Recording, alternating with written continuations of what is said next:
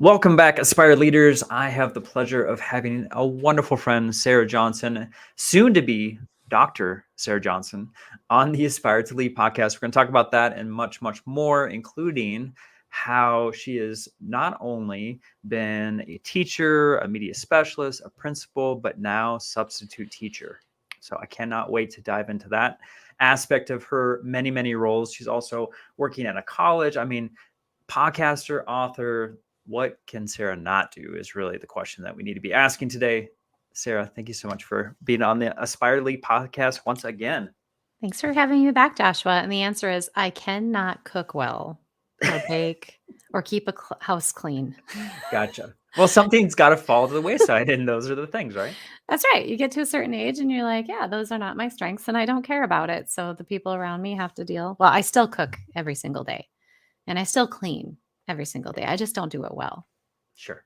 So, Well, understandably so. And I think a lot of us feel the same way, that we have to kind of be okay with just okay and not superior in all of our different roles, as for you, mother and wife, and as the profession goes to all the many things that you do. And I know you're also supporting so many folks around this country. And we were just talking that you're going to be in my neck of the woods here pretty soon, as you're going into Wyoming to support some educators. And I cannot wait to kind of give my audience an update on what you're doing.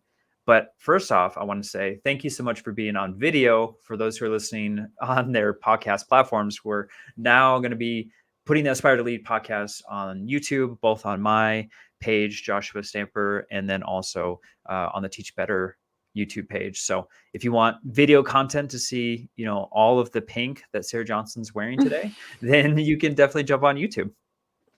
that's awesome. And of course, now I need to explain that, right? Because we're in October.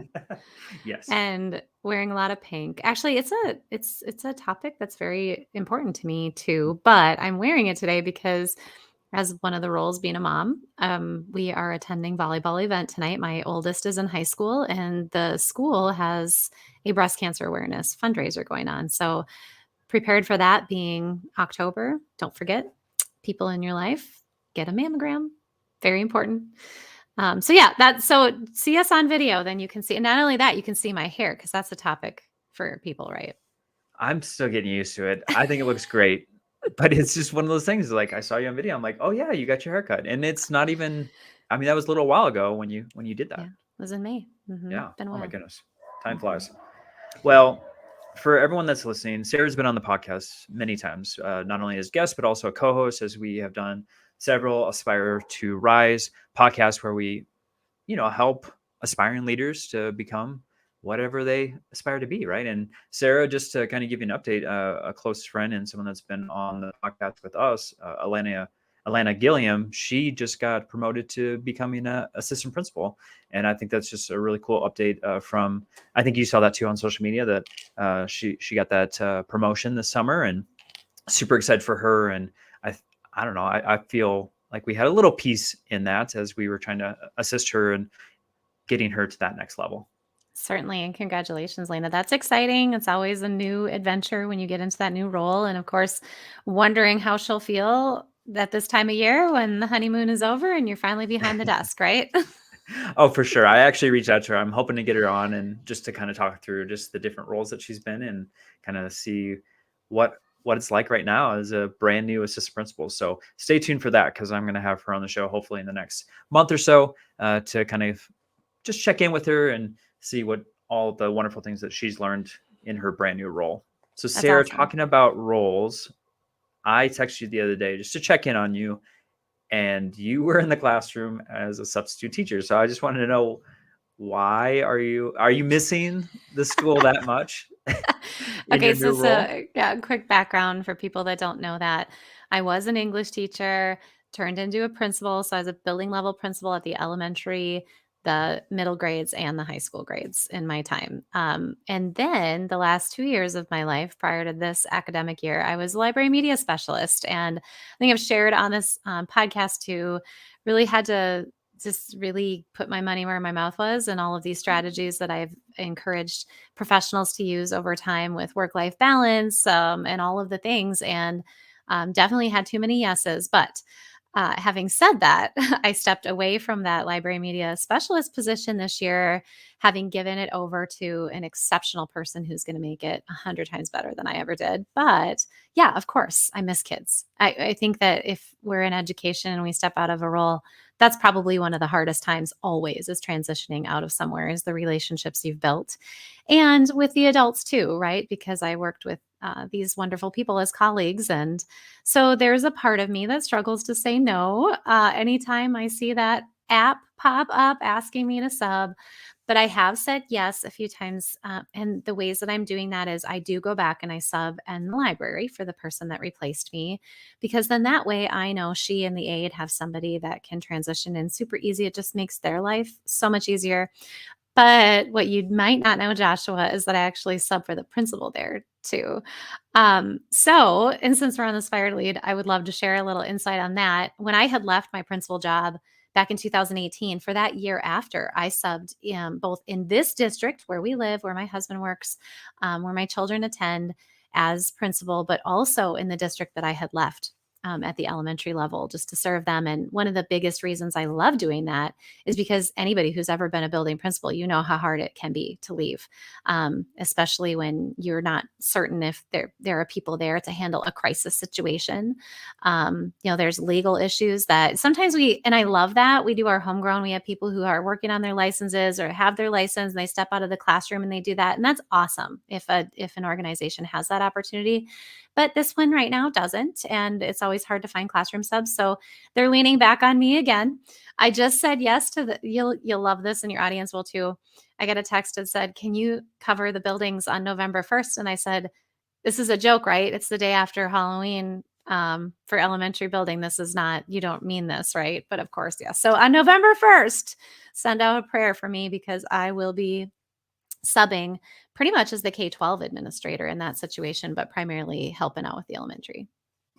They knew exactly what they were asking. I know they did. They promised extra candy, which Oh, there'll be extra candy, but unfortunately it'll be in the students. Right. It'll be flowing through their bloodstreams. That's exactly right. Yeah. Well, Sarah, you had mentioned something, and I want to expand on this a little bit. You said too many yeses. And I think that's such a powerful comment because as an administrator or any leader really in a building, I think a lot of us fall in that trap of wanting to serve everyone, wanting to be leaned on, do a good job, and really not disappoint the many stakeholders that we're serving. So what has your experience been with saying yes to so many things? And what is some advice you might have now kind of on the back end of a lot of things of learning through those experiences? I'm curious because I think a lot of folks struggle with this. Mm-hmm. Right. Yeah. First of all, I have to put in a caveat that this is a pattern for me for my entire life. Joshua, I'm an aholic. I'm a workaholic. I'm a Yep, yesaholic. It it's is true. patterned for me since way before I became a professional. So of course that was going to follow me. Um, I definitely would say the lessons I have learned is that I understand that when I give too many yeses, there's automatically going to be a no somewhere. And if I don't mindfully choose what that no is, then it will just automatically start happening. And most often the no goes to the things that I hold most dear. And I think that is the case for most of us. So when I said that I gave too many yeses, part of it is that when I took on the library position, it was very last minute, and I know I'll never regret doing that.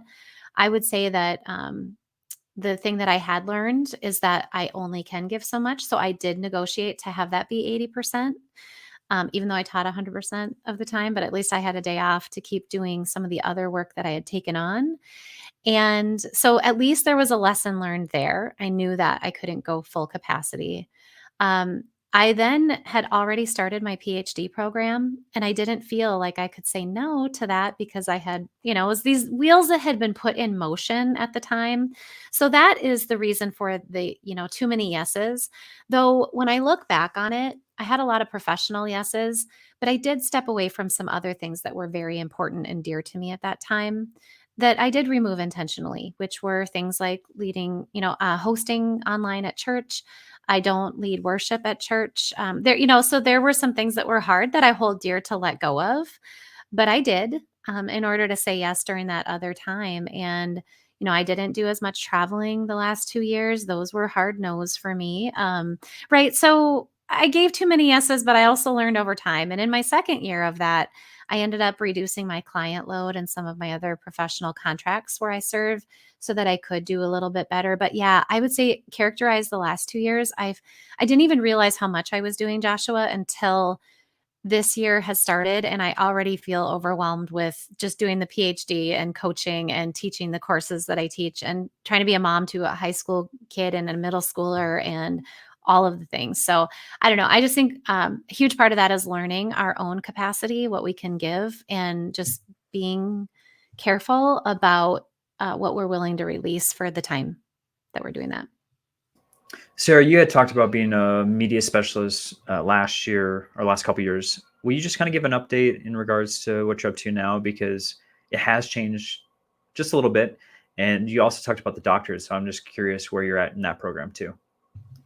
Yeah. Oh my goodness. So, yeah. So I released the library media specialist position, and I retained my work with J. Casas and Associates and took on the role of senior associate there. So what that means is that I'm doing more speaking with Jimmy Casas' content in addition to mine. So when you mentioned that I was going to be in your area, I will be doing a workshop for a school, and I'm super excited about this. It's for their classified staff, which we don't provide enough professional development for our classified staff on Live Your Excellence. So I am increasing the content that I do to serve educators through, I can do the culturized messages as well as Live Your Excellence and all of my own content with leading with faith, affirmed in purpose, and the going beyond work-life balance. So that, in addition, I do leadership coach through J. Casas and Associates, where I love that model because we go on site several times a year and I get to support principals, and all of my clients are new this year, which is amazing. But then, yes, I am an adjunct professor for Viterbo University, and that I'm teaching 2 courses this fall. So that takes up that time investment is spent a lot there. And on weekends, I teach those courses. And then I am in my 3rd year of my PhD. And the exciting part about that is that I just finished my last formal class that I'll ever take. And I will be now self-paced moving into my dissertation. And by May the 4th, be with you, hopefully. Yes, will be a doctor of philosophy or whatever. Oh, it's happening. That's happening for It's sure. happening. Yes. And I can't wait to call you Dr. Johnson. That's going to be fun. Yeah, on the slide, because I'm not really going to be making people call me that. I don't know yet. We'll see. But yeah, you can call me Dr. Johnson. I will, just because I will probably get a reaction out of you when I do it. But I also want to celebrate all of the hard work because, thankfully I've got to see kind of behind the scenes of you going through that process and trying to juggle both family and your professional life and in that. And it's a lot of work. I know some folks hear that, but to actually live it and go through that process, it is quite the extensive process to go through that program. So kudos to you. I have nothing but love and respect for you. You're going to be phenomenal as a Dr. Johnson, and I can't wait to start calling you that. You had touched on coaching, and that's something that you do all over this country with Jimmy Casas. And I want to touch on why that's so important for our leaders, because I think a lot of folks hear that term, they know it's important, but to actually get into signing up for that or, linking up with someone to go through that, I'm just wondering what are your coaching strategies? And of course, why is it so important for our leaders? Well, first of all, that I wanted to mention that I think a big part of my journey and what my message can be to the listeners is that your trajectory doesn't have to be linear. And I think you're a great example of that, Joshua, that, we gain into roles and we think that we're going to be in that role forever, or that there has to be a next rung on this perceived ladder of leadership in order for us to have any type of worth or credibility. And I feel like I just needed to say that, because as I step away and try to weave in this message of being careful with your yeses and giving what you can where it is, my energies do flow very heavy with the passion for serving leaders. And a huge part of that is because you and I both know this, we've lived it. The capacity for burnout in a principalship role, administrative role is so high.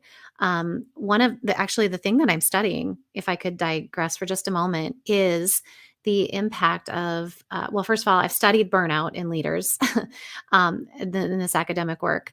And I also came across this quote that said, when there is a flame, there will be a burn. And so the expectation is basically, if you're a passionate leader, burnout is on your path. And at first I felt, oh gosh, that seems so wrong. That's inevitable. How could that be? But, you start to learn through this research about the fact that everybody experiences a level of that. And so, what can we do to help and serve to mitigate that stress that leads to burnout? We don't want people burnt out, but we know in our education that it's pervasive. And I don't want to use the term inevitable, but I kind of observe that it is at some point. And I think there are cycles that we all go through. So, anyway, having said that, I find my role to be one of the most important because I believe that, especially middle level leaders in an organization, like principals, tend to get really neglected. They are, or APs, right? They're just expected to do all the leadership things and care for their staff to help them prevent burnout. Yet, there's very little support for them to put systems in place to try to reduce those stresses while they're at work, and also their own personal characteristics of leadership, and helping to manage their levels of satisfaction so that those stress factors that are present can be coped with in healthy ways instead of the ways that we tend to. So my work through the official programming at J. Costas and Associates, we absolutely go through the 4 core principles of Culturize.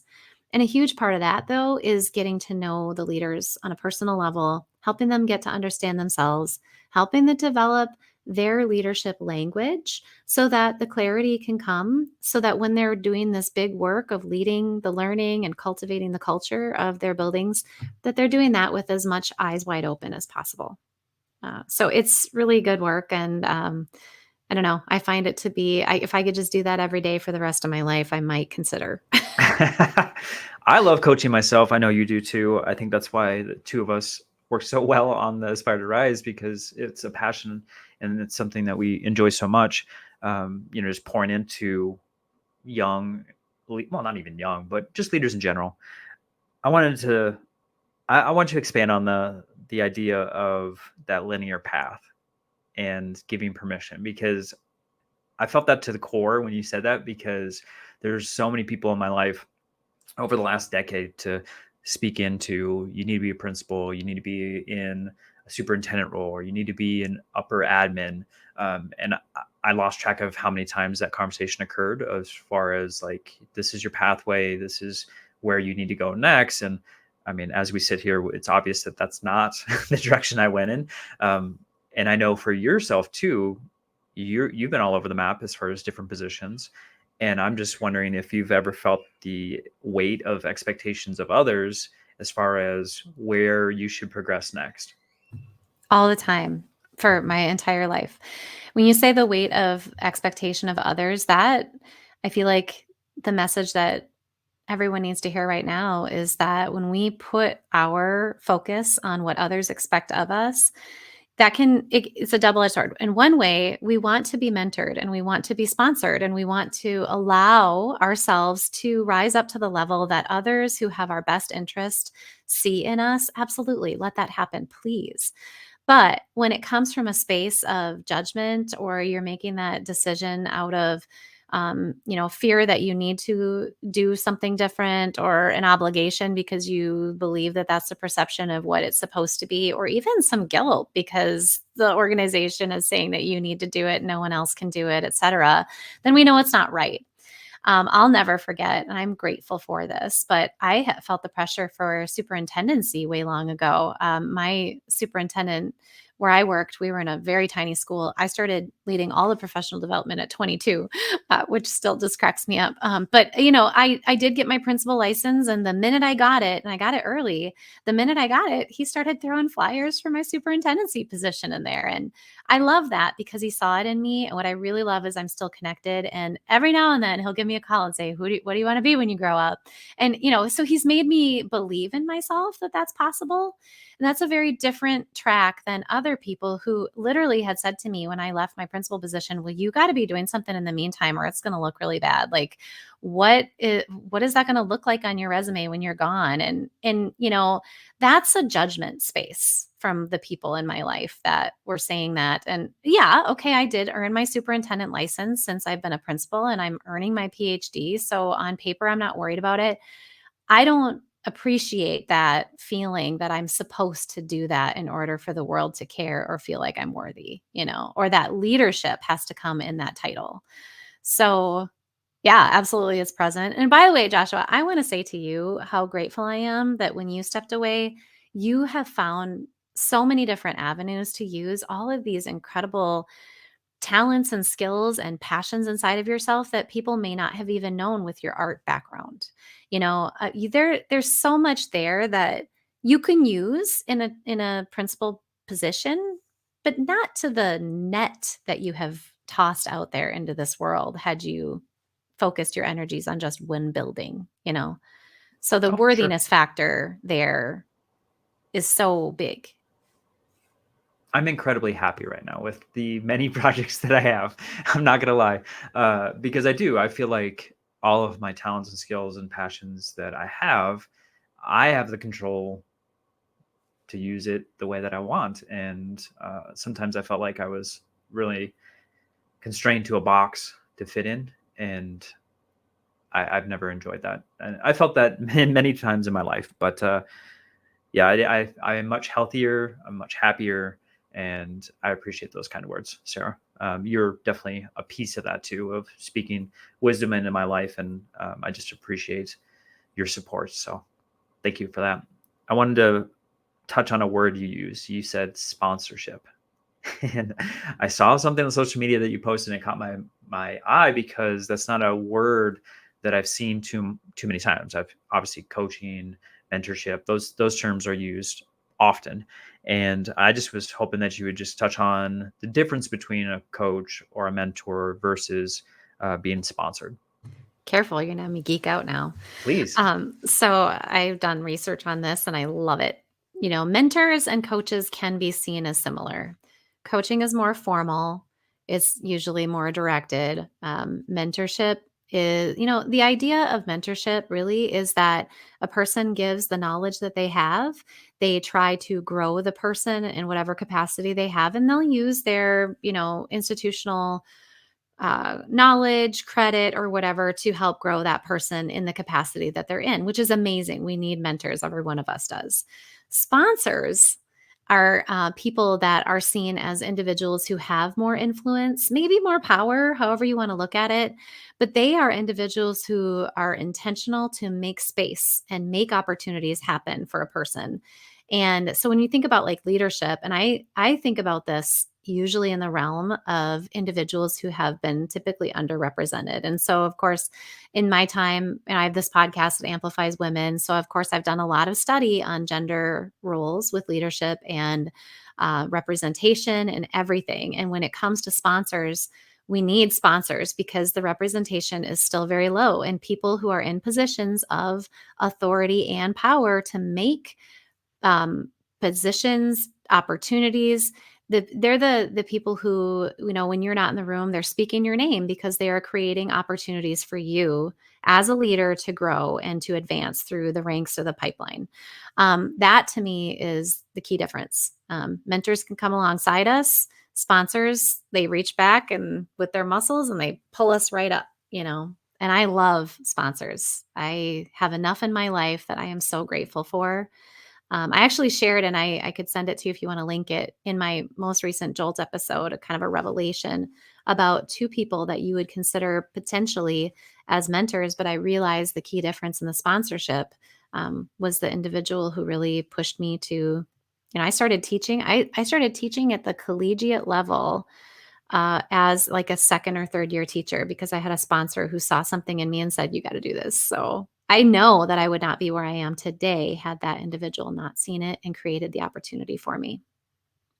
Yeah, I love that link, Sarah, and I'll put it in the show notes for that Jolt episode. And maybe that's a good segue to just talk about the content that you create.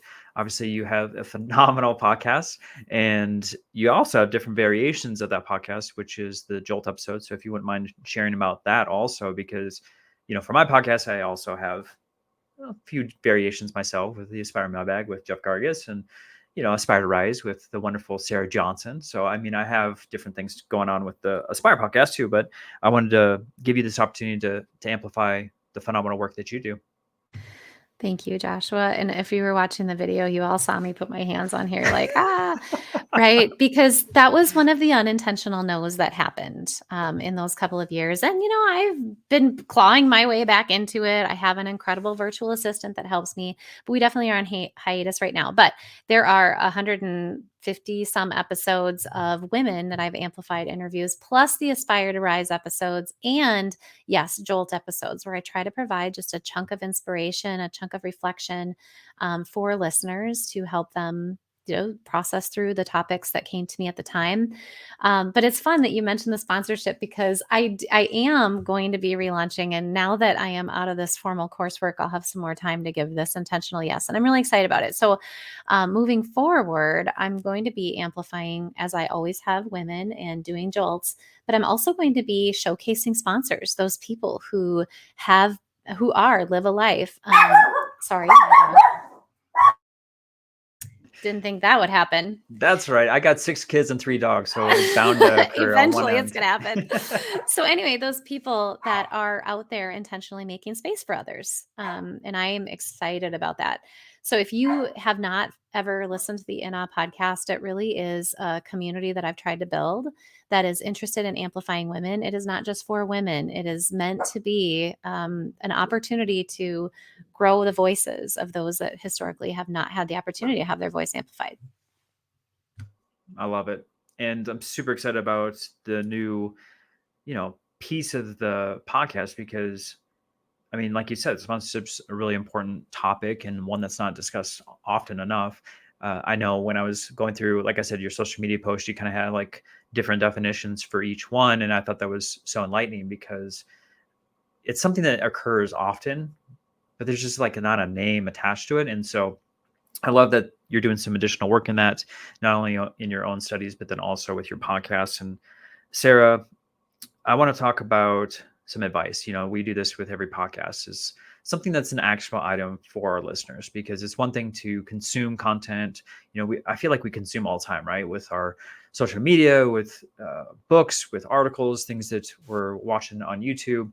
And then a lot of times, because of time, we don't have the action that's in front of it. So if there's something they can do tomorrow or next week to enhance their leadership journey, what is a piece of advice you would give them? I would just say, for me, it always comes back to know thyself. You always think about, if you are a person who appreciates the research that John Hattie puts out there, is know thy impact. I don't think you can do that until you know yourself. And so, first of all, learning, as we say at J. Casas and Associates, knowing your leadership language is important. But in my work, even when I've coached individuals through my Firm Foundations coaching, if you want to grow your leadership, then I do this in my coursework too. Identify your core values. An actionable step is to utilize, actually, Brené Brown has this in her Dare to Lead book, and I put it in my Lead with Faith book, is figuring out how to distill your values down to core values that have action behind them. And then from there, take those and develop a really beautiful mission that you just want to write down every day, so that you can remember it when days get hard or boring or stressful, or you're not getting that position that you thought of, but you remember to live mission focused, which is behaving your way into the vision of who you eventually want to become. So if you do nothing else, have a clear value set, a mission that drives you every day, and a vision to what you want to become in your leadership life. And firm advocate for creating something that speaks to your full life, not just a title that you want to be.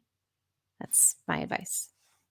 Well, Sarah, I also think you do a phenomenal job of speaking into action plans of like a 30-day, 90-day plan. I know you do this for yourself, even though you've got a variety of different roles. So I want to talk about resources real quick, because yes, it's wonderful to do the action plan and like you said, be intentional with a mission. I want them, though, also to be able to find a phenomenal resource, and your books are definitely that. So can you just speak quickly on what resources you have available? Sure. I have published 2 books, one co-authored, Balance Like a Pirate, Going Beyond Work-Life Balance to Ignite Passion and Thrive as an Educator. I still feel like that's evergreen content. I speak a lot on that content, and people continue to share how that impacts them. Co-authored with Jessica Johnson and Jessica Cabine. And then I have a book called Lead with Faith, Building Firm Foundations. You can rise up, slay fear, and serve well.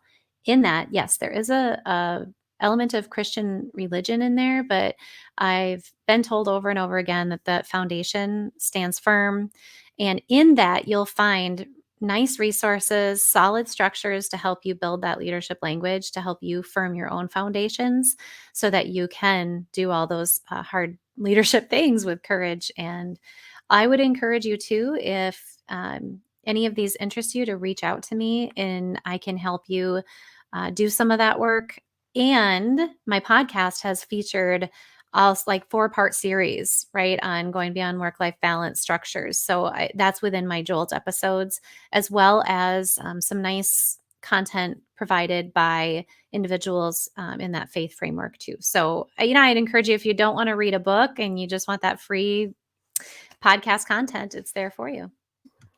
Sarah, if someone is interested in connecting with you on social media or finding your podcast, how might they do that? Pretty easy. Go to www.sarahsajohnson, sarahsajohnson.com. But you can find me on, I guess we call it X now. Used to be Twitter, right? Facebook, It's so lame. Instagram. I'm not on TikTok yet, but I think Joshua is going to convince me to get there. Are you there? I'm on there. I rarely post, but I do consume content in there. I create and I produce content for Instagram, my Facebook page, and LinkedIn. So that's where you can engage with me. I mean, now that I have video content, maybe I can splice it up and throw it on TikTok, but I haven't really ventured too much in there. But I By will the end of the say, year, you're going to be there, I think. Me too. probably that's definitely the direction I'm heading, right? So if anyone is interested in connecting with Sarah, obviously it's going to be in the show notes. You can go head over to joshstamper.com. There I'll have all the social media links for Sarah, her podcast, her books. If you actually go to the resource section of my website, I actually have a link there. You click on it and go directly to Sarah's book in Amazon. So just saying, it's a pretty phenomenal book. I have it on my shelf right now. I've read it. It's absolutely wonderful and highly recommend it. So head over to joshstamper.com for all that information. There's plenty of material on there too for you if you're looking for additional resources. So Sarah, you, my friend, are amazing. I'm praying that on Sunday I can see you in person. So for the listeners, you might check out my social media to see some photos if that happens. And then Sarah's also going to see snow on the mountaintops. Just happened. I almost just sang Elsa, but I pulled myself back. I will definitely be singing some songs and I'm seeing that snow on the mountaintops. Absolutely. And I Awesome. appreciate you, Joshua. Thank you for everything you continue to do to grow leadership around our country and those that are listening to the podcast, because it's definitely not small and it's amazing. Thank you. Well, you're doing amazing things, and I just appreciate you so much, not only in what you're doing across this country, but also being a multi-numbered guest on Aspire to Lead. All right. See y'all.